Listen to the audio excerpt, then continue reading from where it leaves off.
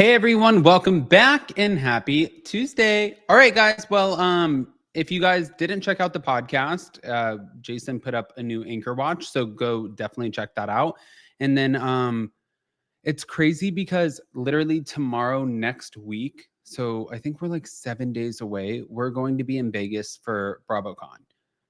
I'm like, what? Like, I need a tan. I need some cardio. I need a face mask. I need some sleep. I need a lot of shit before we get into it. But we're not back to talk about that. We're back to talk about the Real Housewives of Orange County. And we know that we're getting the first part of the reunion this week. So if you guys haven't already, go ahead, pop off in the comment section. If you're not subscribed, get subscribed. Don't forget to hit that notification bell. And let's jump right in.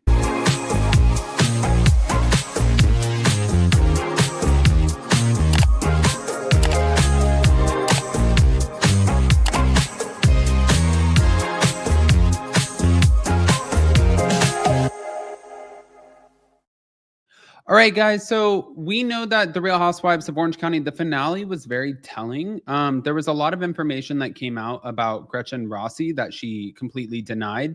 I feel like we've done this video like 10 times over, but every time we turn around, there's new information, new things, new people who are being defended.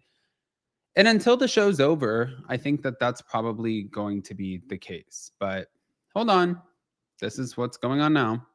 So Gretchen Rossi is addressing rumors that it was Slade Smiley who was the voice behind the mysterious phone call in the finale of The Real Housewives of Orange County. And it was actually Zach Peter. You guys know Zach. We did live shows together. I actually just spoke with him because we talked about him on our live yesterday. And I just want to make sure that he was aware that we were not bashing him. Now, Zach and I have two different versions of what's going on behind the scenes. And it's not a big deal. It's actually, he is claiming that he knows for a fact that Tamra has been leaking information.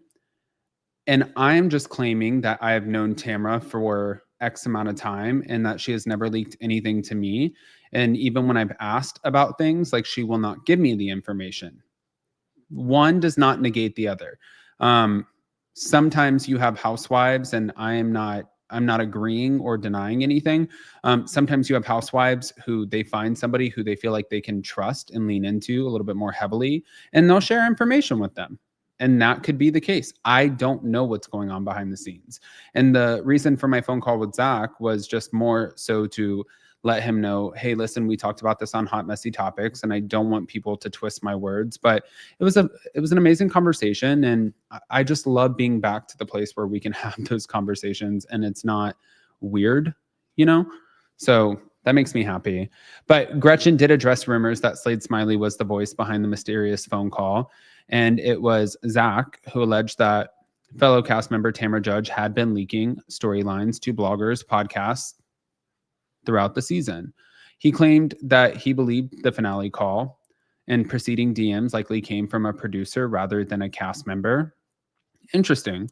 According to the article, someone in the comments alleged that it was Slade's voice that was on the call and that Gretchen and Slade clearly set this up. But Gretchen's reaction was just denying the fact that it was Slade. She said it's not Slade, and all the cast and production can verify that. And she also claimed that the post and screenshots showing her liking this rhetoric, this really negative rhetoric, that they were fabricated. So a resurfaced clip showed Gretchen holding her daughter and wearing a Trump hat saying, "Go Trump, go. I got a Trump hat." And then, no, burn that one about the Biden hat. The article framed that as part of the controversy, and her scene with the Trump hat and the homophobic post accusations, like clearly that's going to strike a chord with a lot of the people who are watching the show. They're not going to agree with that. This is why, like, I mean, I kind of agree with Jason. Always told me when he used to sit at the dinner table, there were things that people didn't talk about, and it was like religion and politics. And I agree with that because I think even in my own family, it is the easiest way to stir up some sort of controversy and cause an argument. And who has time for that? you know, it just becomes like, it becomes a little bit dangerous, but that's not it. So we know that the season finale ended with that mysterious muffled voice and the blogger accusation that Tamara leaked behind the scenes information. But Gretchen Rossi did take to Instagram to deny that Slade Smiley was the caller. She said it's not Slade, and everybody can verify that. Now, it was Alexis Bellino who weighed in during a podcast appearance, and she called the recording a light bulb moment for her. And she questioned how the show could use a recording of a muffled voice. The show had to have that person sign off on national television, correct? And she told Tamra, you need to get from production who that phony voice is and get to the bottom of that. And again, people are thinking that there might be some sort of similarity, like maybe this is somebody from Gretchen or Slade's side. I didn't think that that phone call did what a lot of fans thought it did, only because at the end of the day, I was listening to the same phone call that you guys were on the finale. And yes, they had time stamps and dates, and they had information as to what was actually going on while they were filming. And like when you saw Gina Kirschenheiter and she was like, well, that's our entire show. It's like, yeah, but all of you guys have this information. So the only thing that I said on Hot Messy Topics yesterday was, if in fact it was Tamra, or it is Tamra who's leaking the information, why can you not just pull up a phone call with her, pull up DMs from her, pull up text messages? Like, instead of just accusing her, why wouldn't we just give the receipts and the evidence that it is in fact her? That's why I'm saying I'm not disagreeing with anybody saying that they have information and they know for a fact, like Zach. Like, I don't disagree with that. He could be absolutely privy to information that I'm not.